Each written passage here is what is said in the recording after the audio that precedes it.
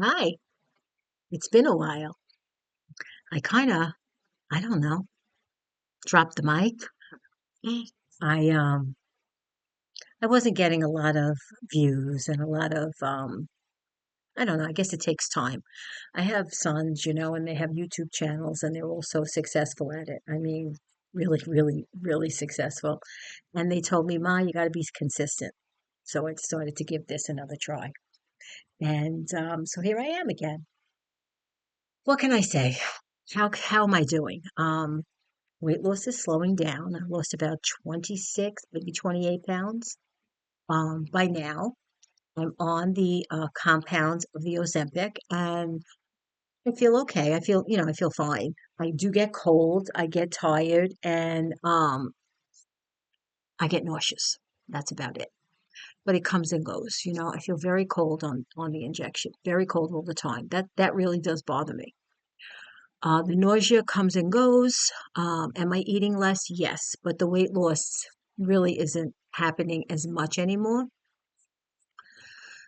But I don't think I'm doing everything I'm supposed to be doing, you know. And that's really why I came on tonight because I need this as my therapy to tell you that there has to be more that I can do. I have to exercise. I have to count my calories and be in a calorie deficit, and I have to um I have to write everything down. Everything that I put in my mouth, I have to write down. So I have to start doing that ASAP, because the weight's just not going to come off. It's not. I've always had success with being in a calorie deficit and writing everything down and exercising. Exercise when you're on a calorie deficit is key. I don't care if it's just walking. I don't care if you're going to a gym, you're riding a bike, you're boxing, whatever. You must be in a calorie deficit and you must exercise to lose weight. That's how I feel, and I feel that works best for me. You may have a different scenario that works for you. If you do, I'd like to hear about it because I try everything, you know. Being overweight my whole life, I've done everything. I've tried everything. I've done hypnosis, I've done surgeries, I've done, if you've watched my other YouTubes, I've done everything. And weight loss comes and goes. I've lost hundreds of pounds in my lifetime for different reasons, for a boyfriend, for a gown, for a wedding, just for the hell of it, for all different reasons. And now I have to do it because I am aging, and I don't want to get sick. And I definitely don't want to be in a place where I can't walk or, you never know. I have problems with my knees. So let me tell you this story. This is a quick story.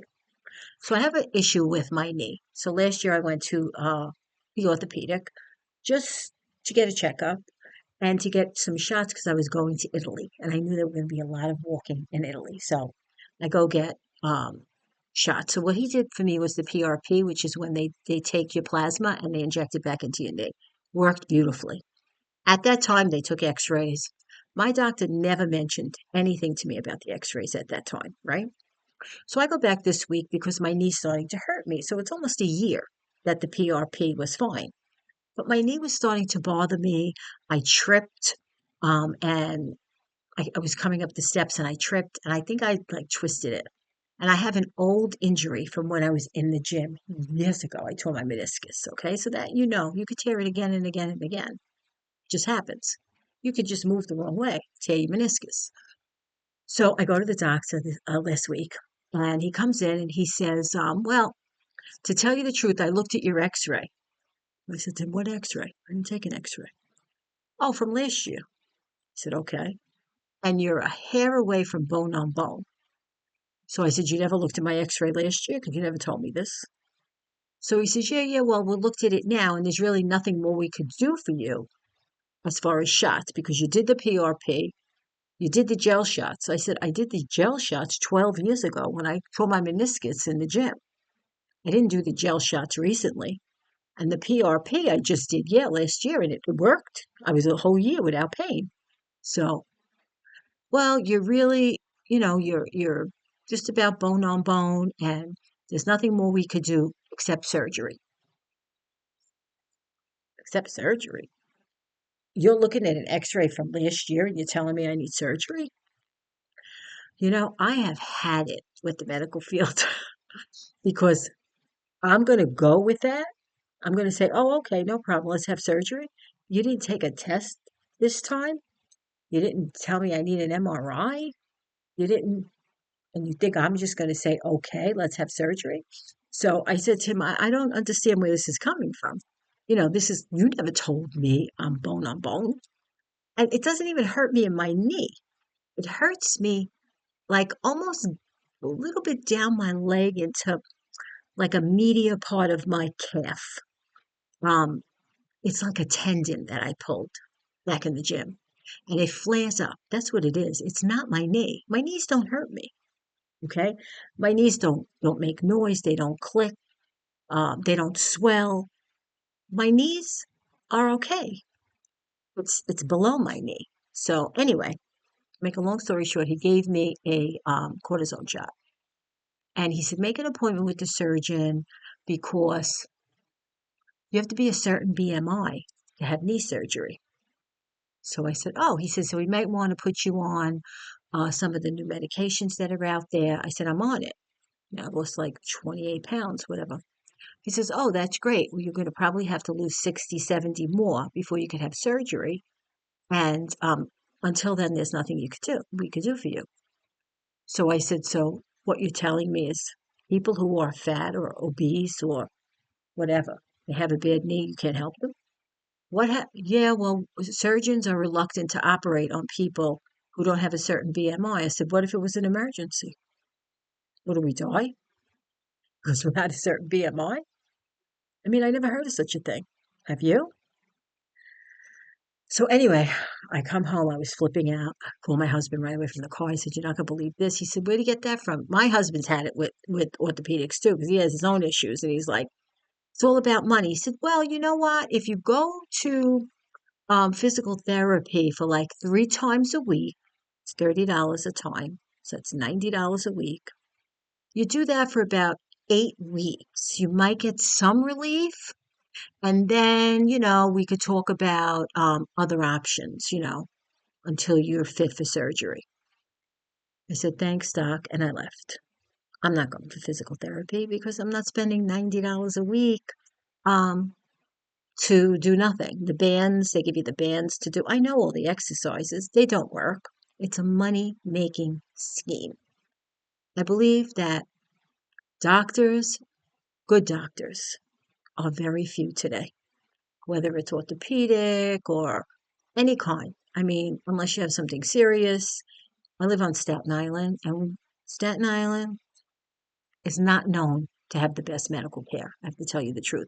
If God forbid something was really wrong with me, I would go to the city because we just don't have it here. And I'm really annoyed. And I never knew fat people just die if they need a surgery. I said to him, what about the bariatric surgeries? There's people that are 600 pounds having surgery. How come they don't have to be a certain BMI? I remember when I went for lap bands, they told me back then, oh, if you can lose 20, 30 pounds, it's better for the surgery. And I was in my 40s back then. If I could lose 30, 40 pounds, what am I coming here for? You know what I mean? So, of course, I never did.